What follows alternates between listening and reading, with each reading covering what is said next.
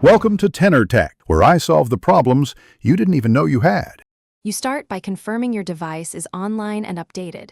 This prevents interruptions while signing in. Once done, open Settings or the App Store and tap Sign In. If you already have credentials, type your Apple ID email and password carefully. Make sure Caps Lock is off.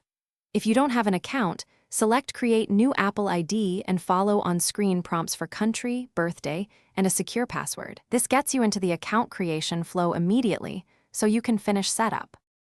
Once signed in, Apple often requires verification for security. Enter the 6-digit code sent to your trusted device or phone number.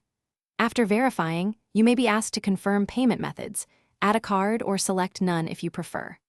Make choices for iCloud syncing. Toggle contacts, photos, and backups so your data syncs across devices. Also enable Face ID or Touch ID for purchases and password autofill. This speeds logins and secures your account. Make sure to accept the terms to continue. Finish by confirming your email.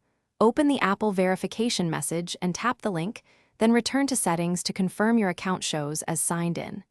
Test by downloading a free app or enabling iCloud backup to ensure purchases and sync work. If something stalls, make sure your device's date and time are correct and then resend the verification email. Incorrect time can block secure authentication. If that single fix fails, restart the device and try the verification link again before contacting support. Thanks for watching. Subscribe to keep your life in tune.